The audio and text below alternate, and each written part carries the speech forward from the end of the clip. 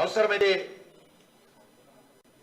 తల మీద ఉన్నటువంటి మెడకాయ కోసుకుంటా తప్ప మాట తప్పనన్నటువంటి వ్యక్తి దళితులకు వెన్నుపోటు పొడిచి ముఖ్యమంత్రి స్థానంలో కూర్చొని మొట్టమొదటి రోజు నుంచే తెలంగాణ ప్రజలకు ఇచ్చిన హామీల నుంచి మోసం చేసేటువంటి ప్రయత్నం. రైతుల రుణమాఫీ అంతంత మాత్రమే, రైతులకు ఉచితంగా యూరియా ఇస్తానన్నటువంటి వ్యక్తి అతిగతి లేదు. 2018లో బయ్యారంలో స్టీల్ ఫ్యాక్టరీ పెడతానని చెప్పినటువంటి వ్యక్తి ఆయన కుటుంబ సభ్యులు ఎన్నికల ప్రచారంలో బయ్యారం స్టీల్ ఫ్యాక్టరీ గతి లేదు. సుమారు 30 లక్షల మందికి నిరుద్యోగ భృతి ఇస్తాను 3,016 రూపాయలు ఎన్నికల ప్రణాళికలో చెప్పాడు. దానికి సంబంధించి అతిగతి లేదు. ప్రతి మండలానికి హాస్పిటల్ కడతాను, ప్రతి నియోజకవర్గంలో అసెంబ్లీ నియోజకవర్గంలో 100 పడకల ఆసుపత్రి కడతాము, ప్రతి జిల్లాలో సూపర్ స్పెషాలిటీ హాస్పిటల్ కడతాము, హైదరాబాద్ కు 4 దిక్కల 4 నిమ్స్ లాంటి హాస్పిటల్ కడతాము, నిజాం షుగర్ ఫ్యాక్టరీ తెరిపిస్తాము, 40 లక్షల మంది విద్యార్థులకు కేజీ టు పీజీ ఇస్తాము,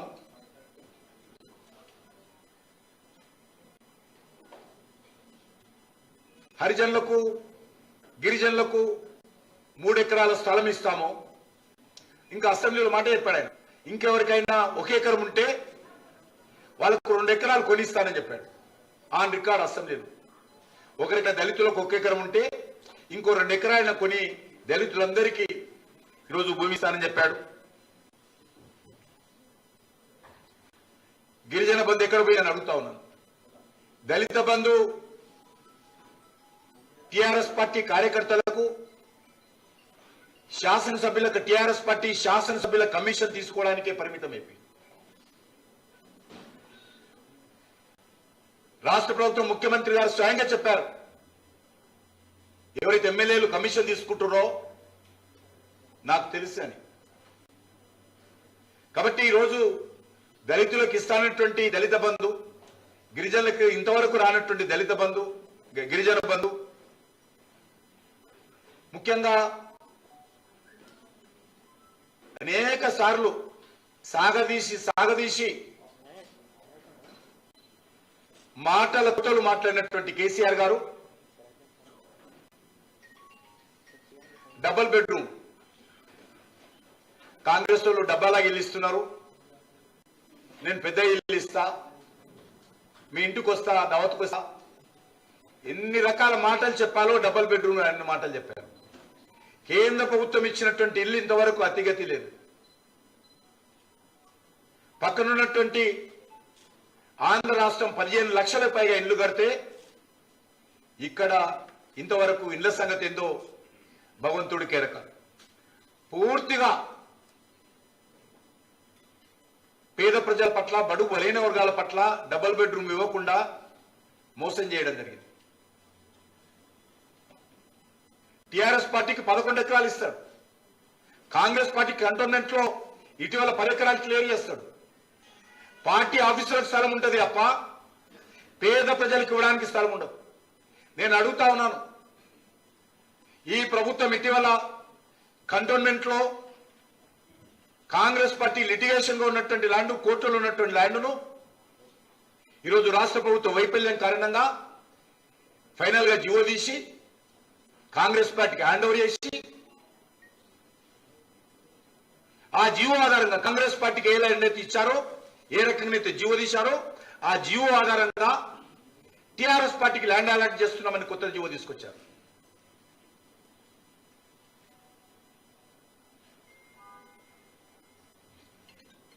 పార్టీ ఆఫీసులకు స్థలం ఉంటుంది, కానీ పేదవాడికి ఇల్లు కట్టడానికి స్థలం ఉండదు. సైన్స్ సిటీ ఏర్పాటు చేస్తాము, సైన్స్ సిటీ ఏర్పాటు చేయాలంటే స్థలం ఇవ్వరు.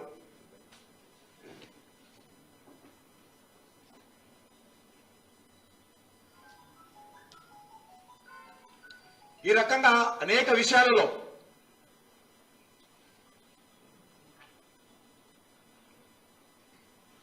వరంగల్లో సైనిక్ స్కూలు 2018 నుంచి అటకెక్కించారు. మెట్రో గతంలో చేసుకున్నటువంటి ఒప్పందం ప్రకారము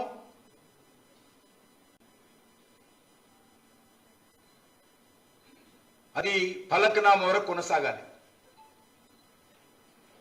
అఫ్జల్గంజ్లను ఆపేసి ఈరోజు కొత్త నాటకానికి తెరదీశారు. ముందు నేను అడుగుతా ఉన్నా రాష్ట్ర ప్రభుత్వానికి, పాతపట్నం ప్రజలు ఈరోజు మెట్రోకు నోచుకోకూడదా?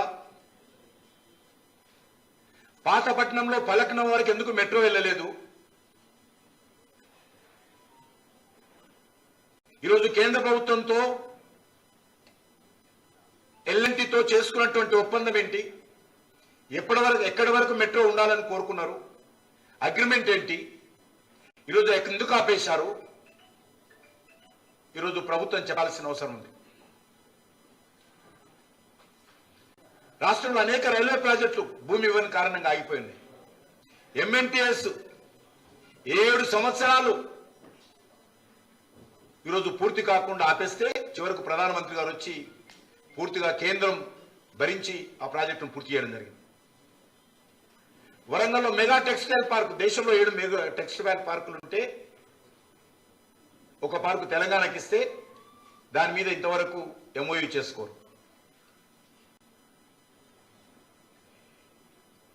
షెడ్యూల్ క్యాస్ట్ విద్యార్థుల స్కాలర్షిప్ మీరు విద్యార్థుల పేర్లు అకౌంట్ పంపించండి. వాళ్ళ అకౌంట్లలో దేశమంతా అన్ని రాష్ట్రాల్లో వేసినట్టుగా కేంద్ర ప్రభుత్వం విద్యార్థుల అకౌంట్లో, ఎస్సీ విద్యార్థుల అకౌంట్లో డబ్బులు వేస్తామంటే మీరెవరు వేయడానికి? మా ప్రగతి భవన్ పంపండి, మేము చూసుకుంటాం ఆ సంగతి, మీరు డైరెక్ట్గా వేయొద్దని చెప్పి ఈరోజు దళితులకు గత 10 నెలలుగా స్కాలర్షిప్ రాకుండా కేంద్ర ప్రభుత్వం దగ్గర ముందుకాం. బ్యాంకులో రెడీ ఉంది, బ్యాంక్ అకౌంట్స్ ఇవ్వండి. ఉత్తరాల మీద ఉత్తరాలు రాశాను, నేను స్వయంగా ఉత్తరాలు రాశాను ప్రభుత్వానికి.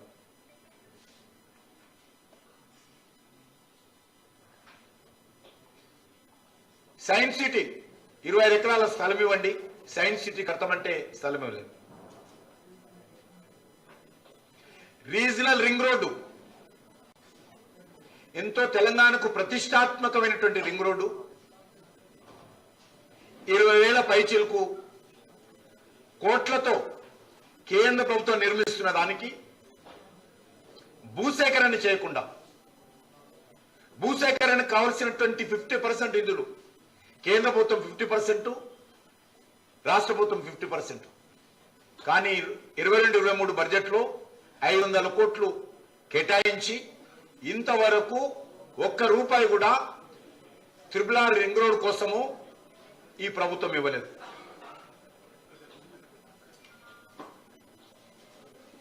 అదేవిధంగా వరంగల్లో ఈ యొక్క హనుమకొండ రింగ్ రోడ్డు కేంద్ర ప్రభుత్వము 550 కోట్ల రూపాయలు ఖర్చు పెట్టి 50% పూర్తి చేసింది. 50% రాష్ట్ర ప్రభుత్వం చేయాల్సి ఉంది. మేము 100% నిధులతో కేంద్ర ప్రభుత్వం వరంగల్ 50% రింగ్ రోడ్డు కట్టాము. కానీ రాష్ట్ర ప్రభుత్వము చేయాల్సిన పని దానికి ఇంకా అతిగతి లేకుండా ఉండిపోయింది. ఈరోజు మనం చూస్తా ఉన్నాం ఇటీవల దశాబ్ది ఉత్సవాలు. ఎవరికి దశాబ్ది ఉత్సవాలు అంటున్నా? కల్వకుంట్ల కుటుంబానికా, తెలంగాణ ప్రజలకా దశాబ్ది ఉత్సవాలు మీరు చేసింది? ఎక్కడ బంగారు తెలంగాణ అయింది? కల్వకుంట్ల కుటుంబం బంగారు తెలంగాణ అయిందా? తెలంగాణ సమాజం బంగారు తెలంగాణ అయిందా చెప్పాలి. 21 రోజుల పాటు పూర్తిగా అబద్ధాలు ప్రచారం చేసుకుంటూ ప్రజలను మభ్యపెట్టేటువంటి ప్రయత్నం 100 కోట్ల రూపాయలు ఖర్చు పెట్టి ప్రభుత్వం చేసింది.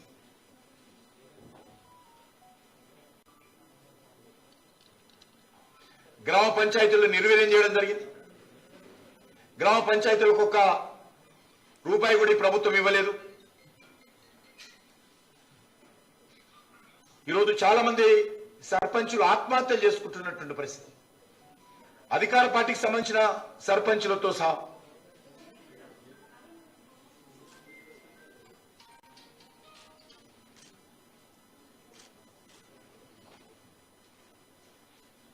కేంద్ర ప్రభుత్వము ధాన్యం కొనుగోలు పైన బియ్యం సేకరణలో ఇప్పటి వరకు 1,24,000 కోట్ల రూపాయలు ఖర్చు పెట్టి బియ్యం సేకరించి తెలంగాణలో 34,000 కోట్ల రూపాయలు ఖర్చు పెట్టి పత్తి కొనుగోలు చేయడం జరిగింది. రైతులకు ఇస్తున్నటువంటి 2,000, 6,000 రూపాయలు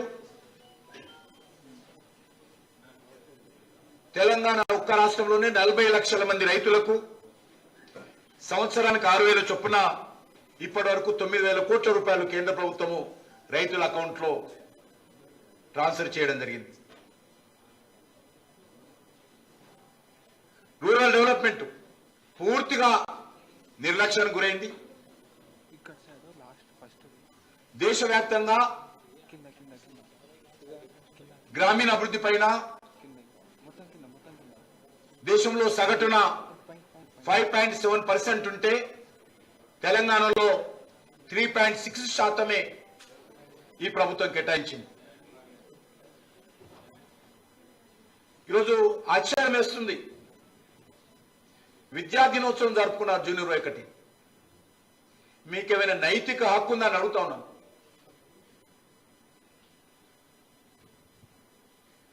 రాష్ట్రంలో ఉన్నటువంటి ఉన్నత విద్యా సంస్థలు కావచ్చు,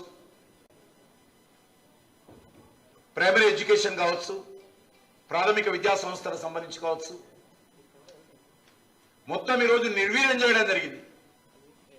విశ్వవిద్యాలయాలు ఏవైతే తెలంగాణ వస్తే మా భవిష్యత్తు బాగుపడుతుంది, మా విశ్వవిద్యాలయాలు కలకలలాడతాయి,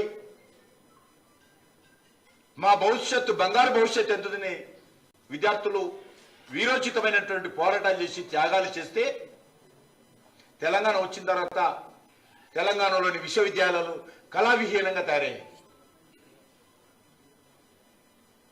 యూనివర్సిటీలో 3,000 పోస్టులు, జూనియర్ డిగ్రీ కాలేజీలో 8,000 పోస్టులు లాస్ట్ 9 years గా పెండింగ్ లో ఉన్నాయి.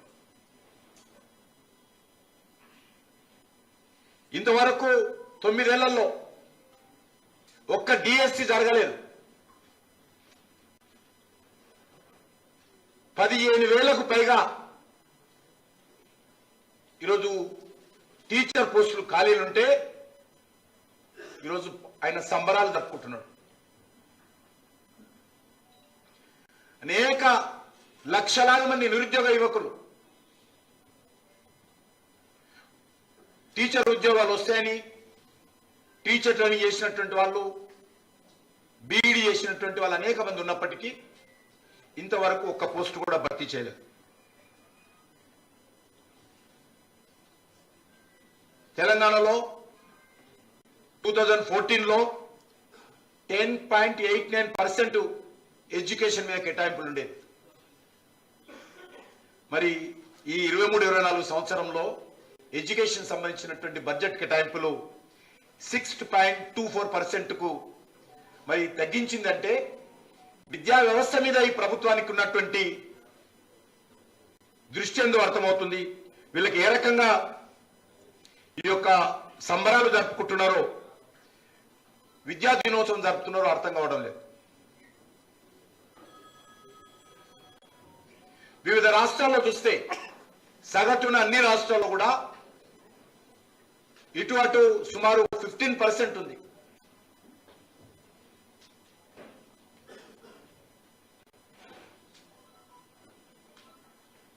ఈరోజు విశ్వవిద్యాలయాల్లో ప్రొఫెసర్ పోస్టులు, కాలేజీలో లెక్చరర్ పోస్టులు ఖాళీలు ఉన్నాయి. చివరకు పబ్లిక్ సర్వీస్ కమిషన్ ఎంతో ఆశ పెట్టి తెలంగాణలో ఉన్నటువంటి 30 లక్షల మంది పైగా విద్యార్థులు గ్రూప్ 1 ఎగ్జామ్స్ కు ప్రిపేర్ అవుతే ఇంట్లో ఆస్తులు అమ్మి అప్పులు చేసి కోచింగ్ తీసుకొని రాత్రి పగళ్ళు కష్టపడితే తీరా ఈ అసమర్థ ప్రభుత్వం కారణంగా ప్రభుత్వంలో ఉన్నటువంటి పెద్దల యొక్క అవినీతి కారణంగా పేపర్ లీకేజ్ అయి 30 లక్షల మంది బతుకుల్లో నిప్పులు పోయడం జరిగింది ప్రభుత్వం. 30 లక్షల మంది నిరుద్యోగ యువకులను నిరాశ గురి చేయడం జరిగింది. దాని మీద ఆందోళన చేస్తే మా పార్టీ రాష్ట్ర అధ్యక్షుడు ఉన్నటువంటి సంజయ్ గారి మీద అక్రమ కేసులు పెట్టడం కోసం ప్రయత్నం చేసి జైలుకు పంపించేటువంటి ప్రయత్నం చేయడం జరిగింది. అనేక రకాలుగా లాఠీచార్జ్ చేసేటువంటి ప్రయత్నం చేయడం జరిగింది. తప్పు మీది, అసమర్థత మీది, అవినీతి మీది, అక్రమాల మీది, అరాచకం మీది కేసులు మా పైన పెట్టారు.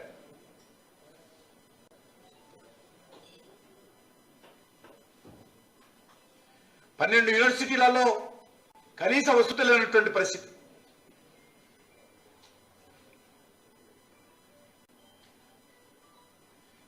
నిరుద్యోగ వృత్తి ఏమైనా అడుగుతా ఉన్నాం. చాలా నెంబర్ చెప్పారు ఆయన, 3016 రూపాయలు ఎలక్షన్ మేనిఫెస్టోలో చెప్పారు. ఎందుకంటే మంచి నెంబర్ అది.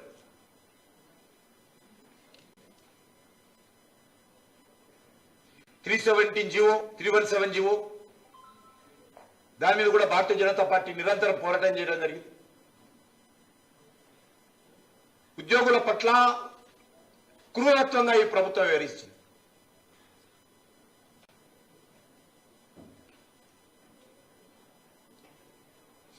జాబ్ క్యాలెండర్ రిలీజ్ చేస్తాము, ఎప్పుడు ఏవి ఖాళీ అవుతావో ఆ ఖాళీలను భర్తీ చేస్తామంటారు.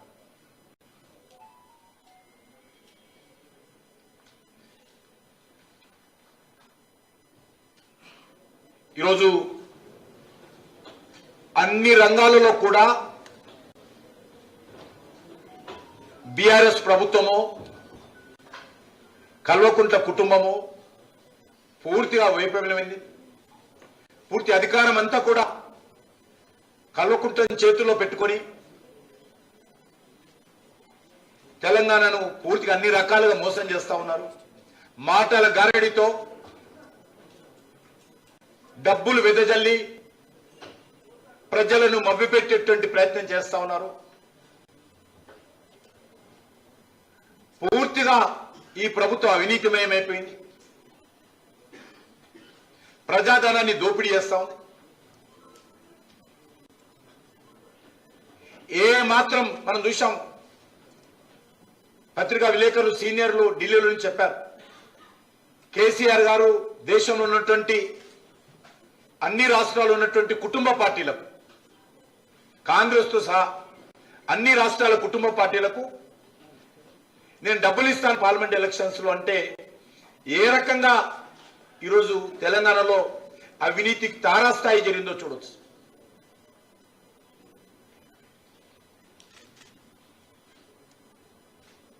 ఈరోజు తెలంగాణలో ఎవరైనా వ్యాపారం చేస్తా అంటే ఈరోజు పర్సెంటేజ్లు అడుగుతా ఉన్నారు, వాటా అడుగుతా ఉన్నారు, షేర్ నాట్ పర్సెంటేజ్, షేర్. ఈ పరిస్థితి వచ్చింది. అపార్ట్మెంట్స్ కలిస్తే ఎన్ని ఫ్లోర్లు ఇస్తావు, ప్లాట్లు చేస్తే ఎన్ని ప్లాట్లు ఇస్తావు, కాంట్రాక్ట్ చేస్తే ఎంత వాటా ఇస్తావు. ప్రైవేట్ బిజినెస్ లో కూడా ఈరోజు షేర్ అడుగుతున్నటువంటి పరిస్థితి. ఈరోజు టిఆర్ఎస్ నాయకులు ఇష్టారాజ్యంగా ప్రజలను భయభ్రాంతులు చేస్తూ దోపిడీ చేస్తున్నటువంటి పరిస్థితి. భూముల కుంభకోణాలు, భూముల పూర్తిగా మాఫియా తగలబడింది. ఇక్కడ అన్ని రకాల మాఫియా ఈరోజు పెంచి పోషిస్తా ఉన్నారు. పోలీస్ అధికారులు పూర్తి పక్షపాతంతో వ్యవహరిస్తా ఉన్నారు. తెలంగాణలో మంచి పోలీసుగా పేరు తెచ్చుకున్నటువంటి ఈ తెలంగాణ పోలీసు, కల్వకుంట్ల కుటుంబం తెలంగాణ పోలీసును పూర్తిగా నిర్వీర్యం చేసి తమ కనుసైగల్లో తన కుటుంబానికి అనుకూలంగా ఈరోజు ఉపయోగించుకుంటున్నటువంటి పరిస్థితి ఉంది. కాబట్టి భారతీయ జనతా పార్టీ తరఫున చాలా స్పష్టంగా తెలంగాణ సమాజాన్ని విజ్ఞప్తి చేస్తా ఉన్నాము. ఈరోజు కొంతమంది సోషల్ మీడియాలో ఒక పథకం ప్రకారము ఒక కుట్రపూరితంగా ఒక విషపూరితంగా భారతీయ జనతా పార్టీ మీద తప్పుడు ప్రచారం చేస్తా ఉన్నారు. అయితే గీతే ఈ రాష్ట్రంలో కానీ గతంలో కానీ పొత్తులు పెట్టుకుంది, ఒప్పందాలు కుదుర్చుకుంది, అధికారాన్ని పంచుకుంది కాంగ్రెస్ పార్టీ, బీఆర్ఎస్ పార్టీ. మేము ఈ రోజు వరకు కూడా టీఆర్ఎస్ పార్టీతో ఎప్పుడు కుదరలేదు. ఏ ఒప్పందం లేదు, ఏ ఎన్నికల్లో పోటీ చేయలేదు. దయచేసి తెలంగాణ సమాజం అర్థం చేసుకోవాలి. దీని వెనుక ఉన్నటువంటి విష ప్రచారాన్ని అర్థం చేసుకోవాల్సింది కోరుతున్నాను. ఏ రకంగా కల్వకుంట్ల కుటుంబాన్ని కాపాడాలని ఈరోజు తప్పుడు ప్రచారం చేసి ప్రజలను తప్పుదారి పట్టించేటువంటి ప్రయత్నం చేస్తారు. అనేక సార్లు మా పార్టీ జాతీయ అధ్యక్షులు చాలా స్పష్టంగా నాగర్ కర్నూలులో చెప్పారు. మా ప్రధానమంత్రి గారు స్వయంగా ఈ కుటుంబ పాలన పోవాలని స్వయంగా చెప్పారు. అమిత్ షా గారు ఖచ్చితంగా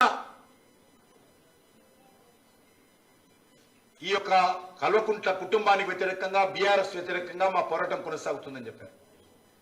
రాష్ట్ర అధ్యక్షులుగా ఉన్నటువంటి సంజయ్ గారు కానీ, మేము కానీ, మా రాష్ట్ర నాయకులు కానీ, జిల్లా పార్టీ కానీ అనేక ఉద్యమాలు చేస్తా ఉన్నాం.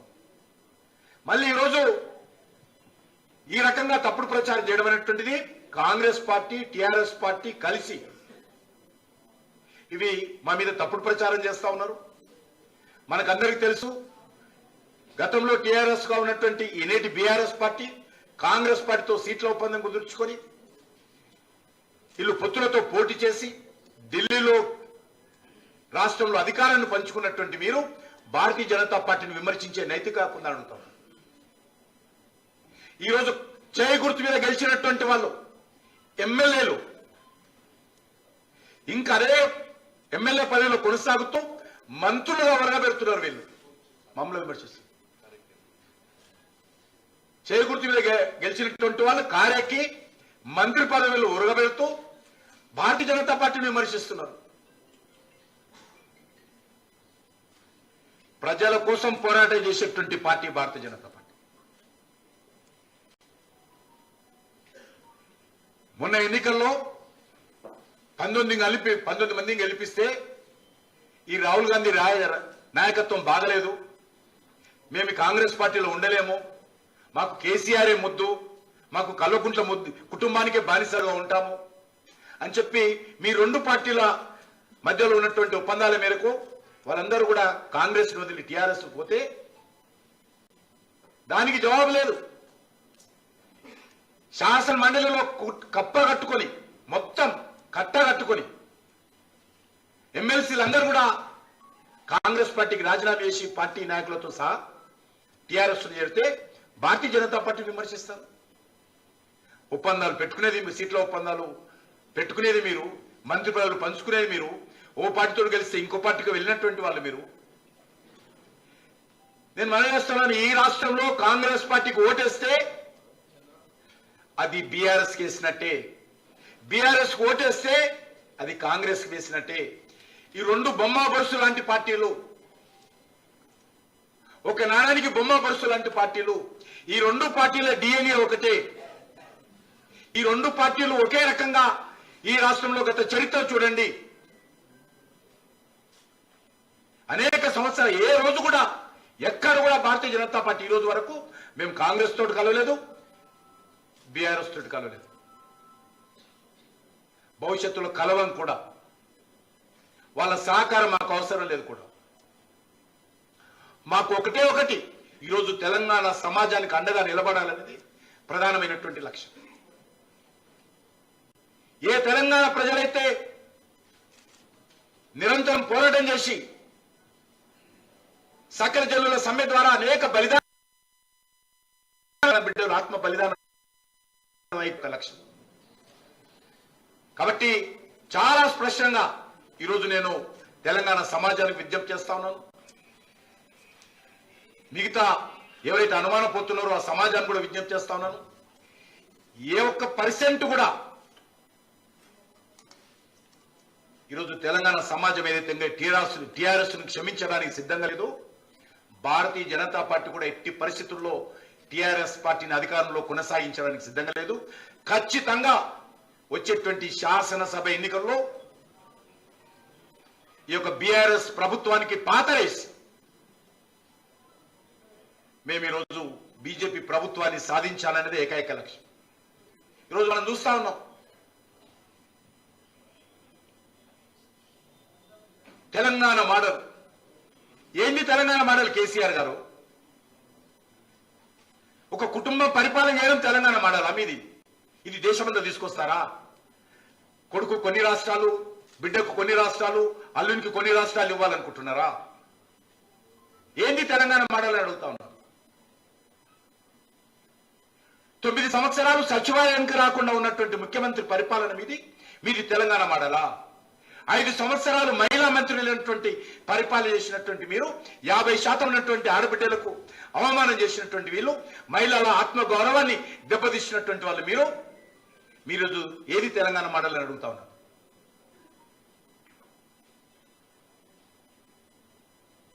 పూర్తిగా వేలాది కోట్ల రూపాయలు ప్రజాధనాన్ని దోపిడీ చేయడం తెలంగాణ మోడలా? మొత్తం మంత్రిత్వ శాఖలన్నింటిని కూడా మీ కుటుంబం చేతిలో, కల్వకుంట కుటుంబము చేతులు బందీగా ఉన్నాయే. మెజార్టీ మంత్రిత్వ శాఖలు మీరే పెట్టుకున్నారు. మిగిలిన మంత్రులు ఉన్నప్పటి కూడా జీరోలుగా ఉన్నారు. చాలా మంది చెప్తుంటారు, హోమ్ మినిస్టర్ తల మీద క్యాప్ ఉంది కానీ దండ మాత్రము కేసీఆర్ దగ్గర ఉంది.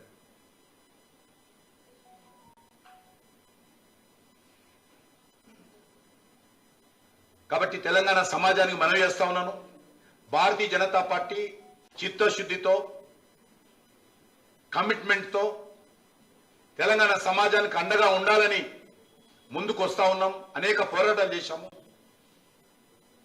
కాబట్టి ఈరోజు ఒక కక్ష కట్టి, ఒక కుట్రపూరితంగా విషం జల్లేటువంటి ప్రయత్నము, తప్పుడు ప్రచారం చేసేటువంటి ప్రయత్నం చేస్తా ఉన్నారు. ఈరోజు నరేంద్ర మోడీ గారి నాయకత్వంలో వచ్చేటువంటి శాసనసభ ఎన్నికల్లో తెలంగాణ రాష్ట్రంలో తెలంగాణ ప్రజల ఆకాంక్షలకు అనుగుణంగా ఒక ప్రజాస్వామ్య ప్రభుత్వాన్ని ఏర్పాటు చేయడమే మా లక్ష్యము. ఎట్టి పరిస్థితుల్లో కల్వకుంట్ల కుటుంబము శాసనసభ ఎన్నిక